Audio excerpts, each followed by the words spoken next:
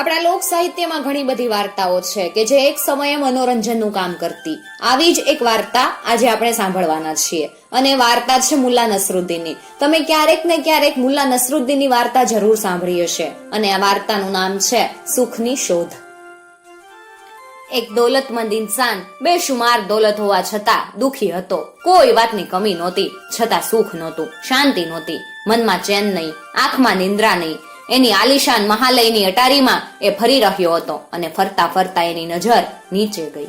રસ્તા પાસે ફૂટપાથ ઉપર એક ફકીર હાથનું ઓશીકું બનાવી અને ઘસઘસાટ ઊંઘી રહ્યો હતો. દોલતમંદને નવાઈ લાગી. નથી પાથરવા, નથી ઓઢવા, અરે નથી ઓશીકું, અને છતાં કેવો ગહેરી નિંદરમાં સૂતો છે.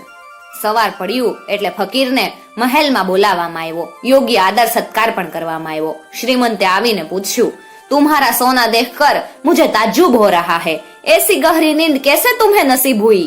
फकीरे कीधु, तुमको खुदा ने वह सोना दिया है तो हमको यह सोना दिया है. આવો જ અજંપાથી ત્રાસેલો એક દુખી દોલતમંદ હાથમાં સોના મહોરની નાની થેલી લઈ અને ફર્યા કરતો ને કહેતો, જે કોઈ મને સુખી કરશે એને હું આ થેલી ભેટ આપી દઈશ, મને સુખનો અનુભવ કરાવો. કોઈ માણસે સલાહ આપી, એમ કરો મુલ્લા નસરુદ્દીન પાસે જાઓ, એ એક એવી હસ્તી છે કે તમારી સમસ્યા હલ કરી શકે. આટલું સાંભળતા જ સંપત્તિવાને પ્રયાણ કર્યું અને પહોંચ્યો મુલ્લા નસરુદ્દીનના ગામમાં.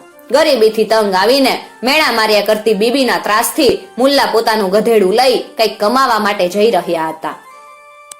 સુખની શોધમાં નીકળેલા શ્રીમંતે મુલ્લાને અજાણતા જ મુલ્લાના ઘરનો રસ્તો પૂછ્યો. મુલ્લા કે, પણ તમારે નસરુદ્દીનનું શું કામ છે? ધનવાને પોતાની વ્યથાની કથા કરી અને પ્રલોભન રૂપે પેલી થેલી બતાવી. બસ મારે સુખનો અનુભવ કરવો છે. એટલું હજી બોલે ત્યાં એક એવી આકસ્મિક ઘટના બની ગઈ કે તે સ્તબ્ધ બની ગયો. મુલ્લા નસરુદ્દીને ઝપટ મારી અને શ્રીમંતની થેલી પડાવી લીધી અને દોડવા માંડ્યું. શ્રીમંત પણ પાછળ દોડ્યો. મારી થેલી, મારી થેલી, મારી સોના મહોર, આપી દે મને, આપી દે. આમ બોલતો જાય ને દોડતો જાય.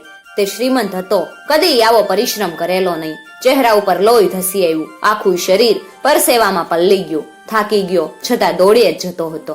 મુલ્લાએ આખા ગામને આટો મારી જ્યાં ગધેડું ઊભું હતું ત્યાં સુધી આ શ્રીમંતને દોડાવ્યો. પછી ધીરે ધીરે ગતિ મંદ કરી અને ઊભો રહી ગયો. શ્રીમંત પાછળ આવ્યો કે તરત જ મુલ્લાએ શાંતિથી થેલી એને સુપરત કરી. શ્રીમંત કે, હાશ, મારી દોલત મળી ગઈ. એ ખુશ થઈ ગયો, આનંદમાં આવી ગયો. આનંદનો અતિરેક શમી ગયા પછી અચાનક યાદ આવ્યું હોય એમ એણે મુલ્લા નસરુદ્દીનને કીધું, અરે પણ તમે કોણ છો? મને શા માટે હેરાન કર્યો? કેમ આટલું બધું દોડાવ્યો? તમારે થેલી ચોરી તો નહોતી જવી, તો પછી ભાગ્યા શા માટે? મુલ્લા નસરુદ્દીન કે, તમને સુખનો અનુભવ થયો ને? શ્રીમંત કે, હા, ખરેખર મને ખૂબ જ આનંદ થયો કે મારી સંપત્તિ મને પરત મળી ગઈ. પણ તમે કોણ? પ્રશ્નોની જડી વરસી ગયા પછી મુલ્લા નસરુદ્દીને જવાબ આપ્યો, મારું નામ છે મુલ્લા નસરુદ્દીન. મિત્રો, આવી જ બીજી વાર્તાઓ સાંભળવા માટે ચેનલને